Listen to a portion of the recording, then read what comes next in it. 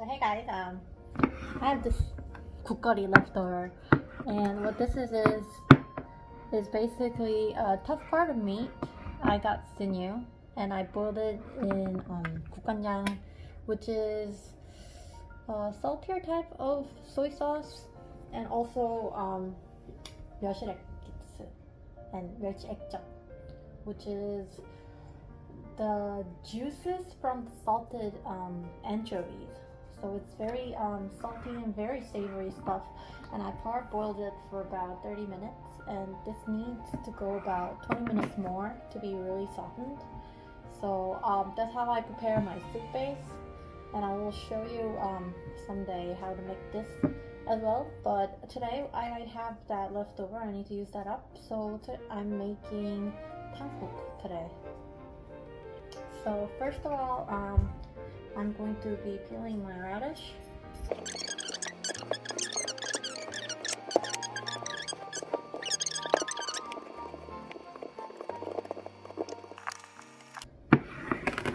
Now I'll be just chopping this off. I think I'm only going to use about this much today.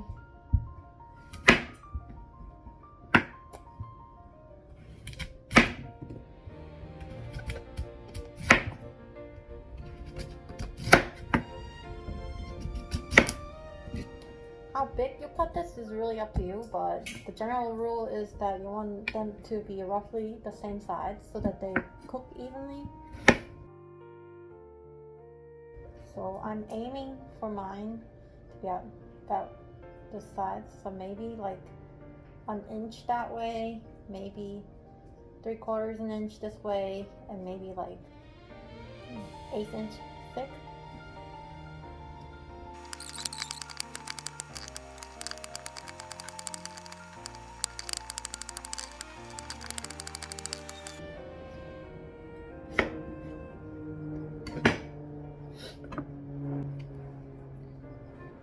I need to go back this up and bring my tofu. So this is what I'm using today, but I don't think I'm going to be using all of it, so I'll probably just use half and bag the other half.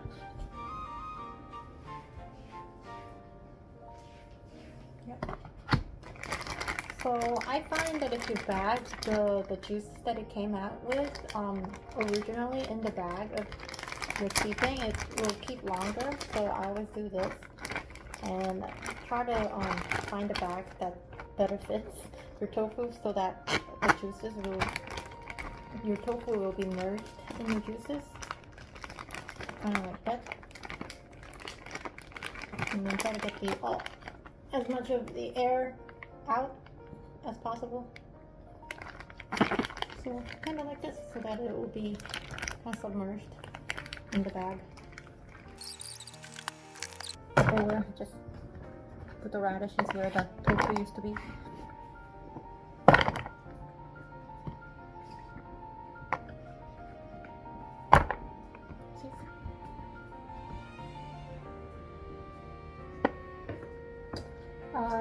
Cut the tofu a little bigger than radishes because these will definitely break easier than tofu.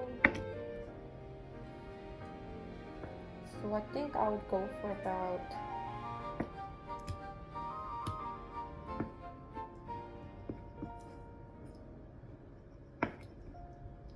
maybe like this, so that it's kind of similar, but then the tofu is thicker.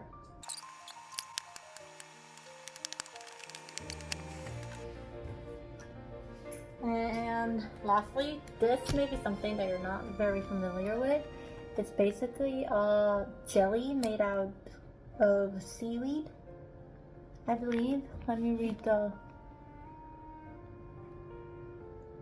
and a little bit of alkali so that it will tangle together. And so this is a staple in Busan cuisine, which is the southern part of Korea, but I have never seen this outside of Gyeongsangnam-do area. Despite its small size, the food is so varied, which I thought was very interesting. So I'll cut this up, but I already have the half of another piece that I've been using before, so I'm gonna get that one.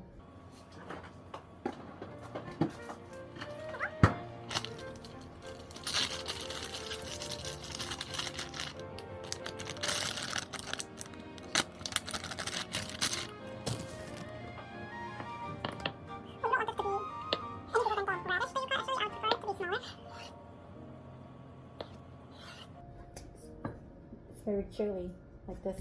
In Korean, it would be Gonyak. We have this in soups. We braise them. We have them as like main dishes and side dishes. So this is the size that I'll be going for. So in comparison, the radish that I cut will be about the same size, but like this one's Gonyak is a little smaller. And tofu is a little larger than this and a little thicker.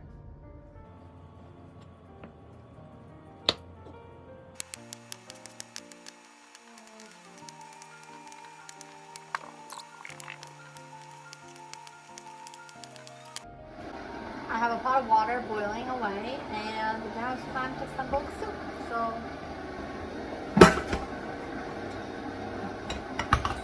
got a pretty big pot here. I'm going to put that on high heat.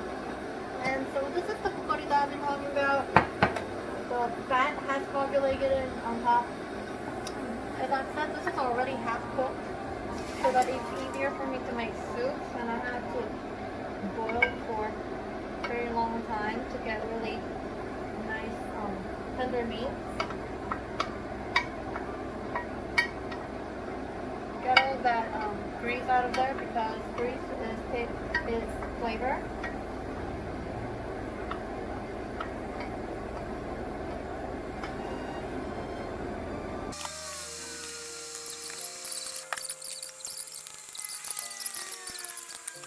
And then, of course, the radish will take the longest to cook.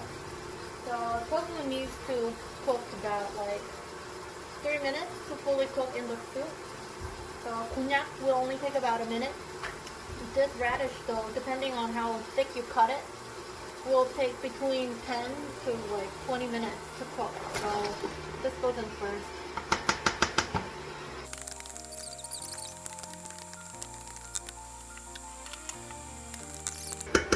My water has boiled, so I'll just put that in.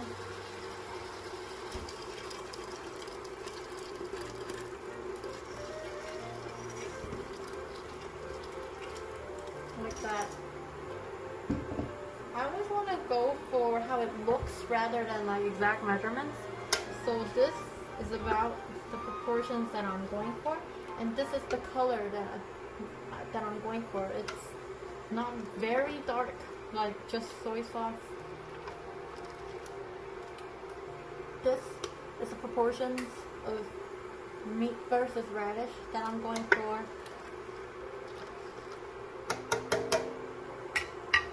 I put in about like 1 gallon of water, I think. But you will have to adjust, because depending on how wide your pot is, it will evaporate more. If it's wider, it will evaporate less. If it's like really small on top, it's like very deep. So just adjust to whatever you see and taste.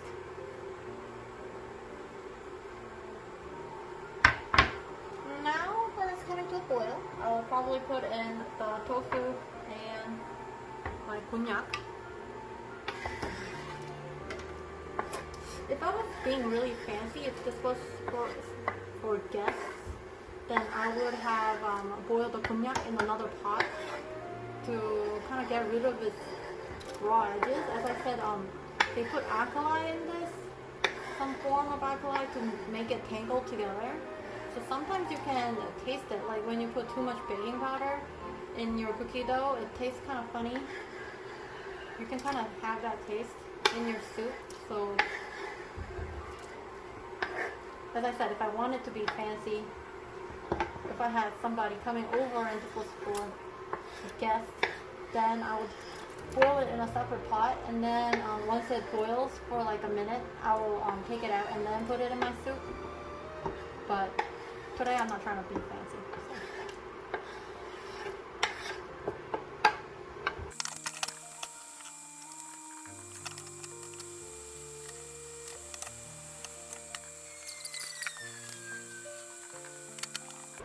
Right, it's coming to boil, so I'm going to make sure that it's seasoned right before I let it just boil away.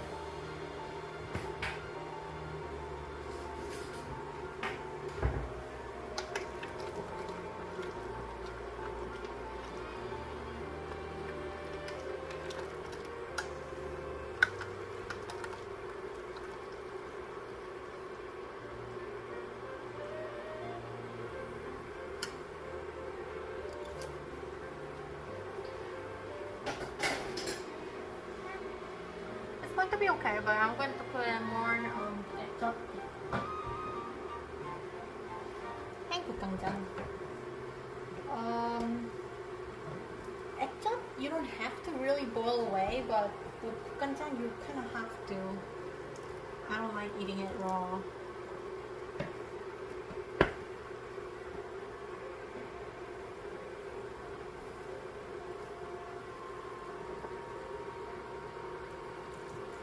I think about 2 tablespoons of 멸치액젓 went inside, but it would really depend on how salty your 국거리 was to begin with, so you just have to adjust to your taste.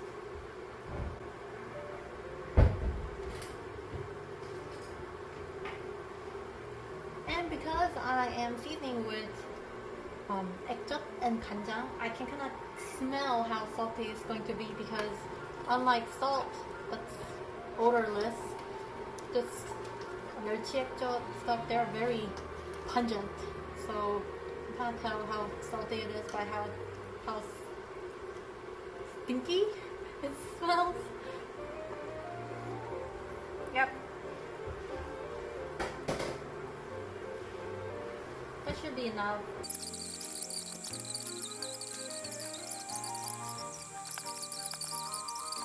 The soup is traditionally eaten after 제사. I think that's why it's called Tangguk. But this is one of my favorite soups, so I eat it whenever I want. So there it is. My first video.